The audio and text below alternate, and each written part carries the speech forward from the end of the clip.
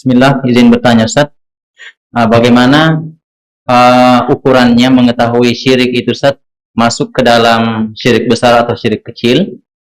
Dan apakah syirik kecil itu masuk ke dalam ayat innallaha la yaghfiru ayyusyraka bih?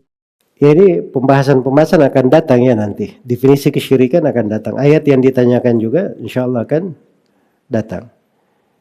Dan itu memang perlu kajian mendasar ya. Kajian mendasar. Membedakan antara syirik akbar dan syirik asgar. Tapi secara umum, syirik itu definisinya taswiyatu ghairillahi billah fima huwa min khasaisillah.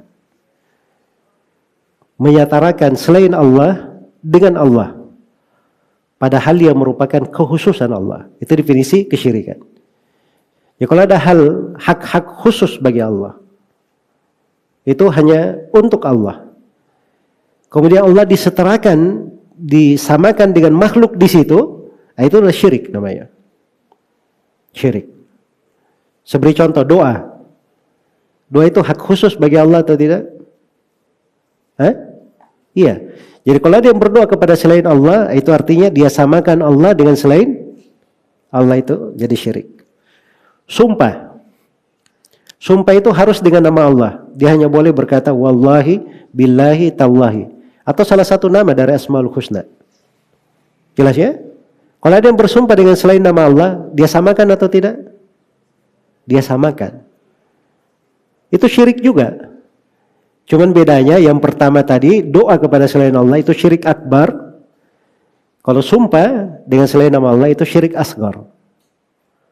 Apa yang membedakannya? Nah, itulah pembahasan mendetail nanti di Kitab Tauhid ini. Ada hal-hal yang membedakannya. Pertama dari sudut dalilnya, dari sudut pendalilan. Kemudian yang kedua, bentuk kesyirikannya itu terkait dengan lafaz saya atau terkait dengan keyakinan.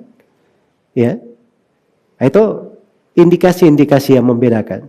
Dan secara terperinci akan datang nanti. Adapun ayat innallaha la yaghfiru ayyusyraka bih wa yaghfiru ma duna dzalika liman yasha. Itu ada dua pendapat memang di kalangan ulama. Ada yang mengatakan bahwa itu syirik akbar saya.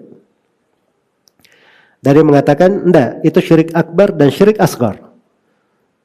Dua-duanya bersyirikat, Allah tidak ampuni. Jelas ya?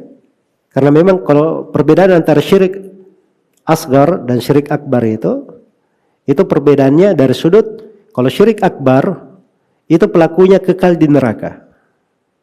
Kalau syirik asgar pelakunya tidak kekal di neraka, tidak keluar dari Islam. Tapi kedua kesyirikan ini sama dalam makna syirik. Jadi dia tidak diampuni, artinya tetap diperhitungkan di hari kiamat. Walaupun syirik asgar. Nah, itu pendapat yang lebih kuat ya, pendapat yang lebih dekat.